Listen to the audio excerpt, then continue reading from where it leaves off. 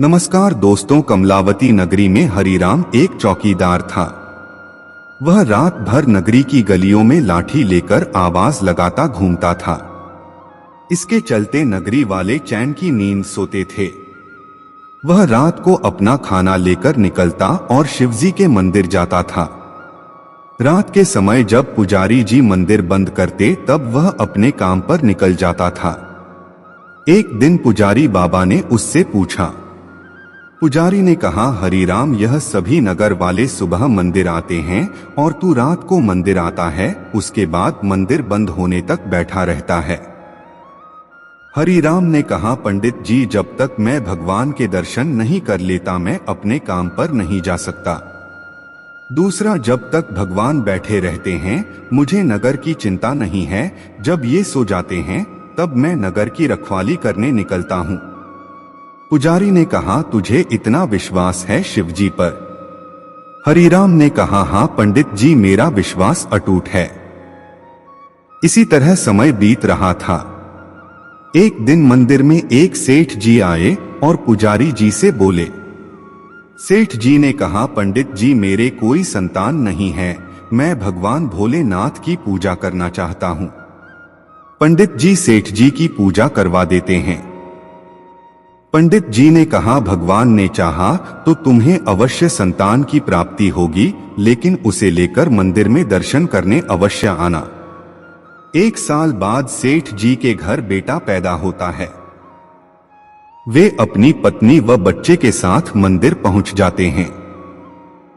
सेठ जी ने कहा, पंडित जी, भोले बाबा ने मेरी पुकार सुन ली।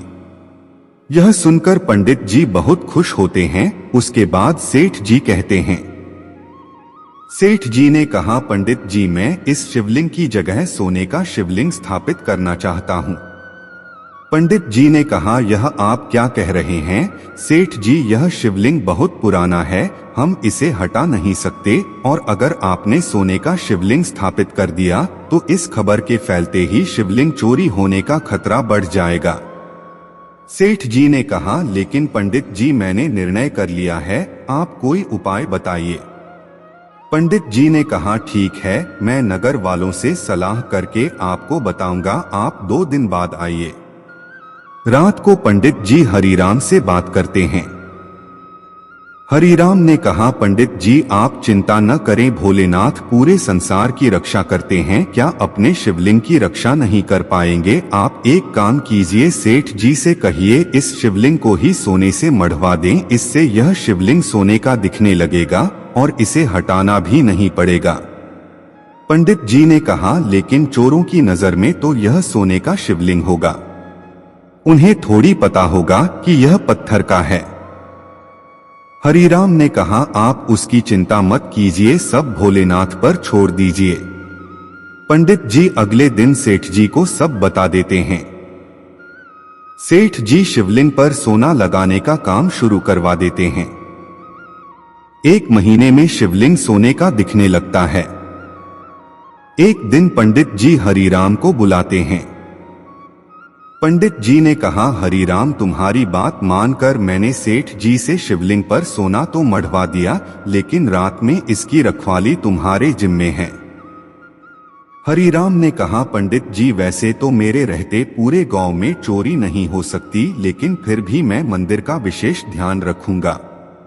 एक दिन रात को हरिराम मंदिर के पास से गुजर रहा था तो उसने देखा मंदिर के द्वार खुले हैं और एक आदमी शिवलिंग के पास कंबल ओढ़कर बैठा है। हरिराम उसके पास पहुंचा। नमस्कार प्रिय दर्शकों को स्वागत है आपका हमारे YouTube चैनल पर। दोस्तों, अगर आप भी भगवान शिव को सच्चे दिल से मानते हो तो कमेंट में ओम नमः शिवाय जरूर लिखें। दोस्तों, मैं भगवान शिव को प्रार्थना करता हूँ, हे भगवान शिव, जो कोई भक्त इस वीडियो को पूरी तरह से दिखेगा और कमेंट में सच्ची श्रद्धा से ओम नमः शिवाय लिखेगा, उनके घर परिवार को सुख शांति और संपत्ति से भर देना और अपना आशीर्वाद हमेशा बनाए रखना। हरिराम ने कहा, तू कौन है और मंदिर का द्वार कैसे खोला? चोर है क्या तू? आदमी ने कहा, नहीं, मैं चोर नहीं हूँ, मैं केवल यह सोना हटाना चाहता हूं, तुम इस सोने को ले जा। हरिराम ने कहा, क्या मतलब, इस सोने को क्यों हटा रहे हो? आदमी ने कहा, यह सोना तुम्हारे कारण लगा है, इसलिए मैं चाहता हूं कि यह सोना तुम ही ले जा। हरिराम ने कहा, आप कौन हैं और ऐसा क्यों बोल रहे हैं? तभी वह आदमी भगवान शिव के रूप में प्रकट हो जाते हैं। भगवान शिव ने हरिराम ने कहा, मेरे और मेरे भक्तों के बीच में यह सोने की दीवार खड़ी कर दी है। मेरे भक्त जो भी श्रद्धा से अर्पण करते थे वे इस सोने पर ही रह जाता है, मुझ तक नहीं पहुंच पाता, और न मेरे भक्त मेरे दर्शन कर पा रहे हैं। हरिराम यह सुनकर भगवान के पैरों में गिर जाता है।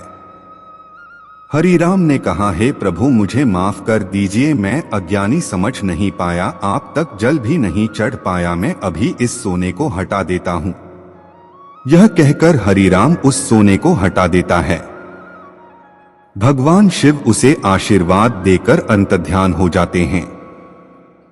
सुबह जब मंदिर खुलता है तो पंडित जी यह सब देखकर हरिराम से पूछते हैं। हरिराम ने उन्हें सारी बात बता देता है। पंडित जी उसी समय सेठ जी को बुलाते हैं। सेठ ने कहा, भगवान मुझे माफ कर दीजिए, मुझसे बहुत बड़ी भूल हो गई, अपनी जिद के कारण मैंने आपकी पूजा में बाधा डाली। उस दिन से मंदिर में पहले की तरह पूजा होने लगी।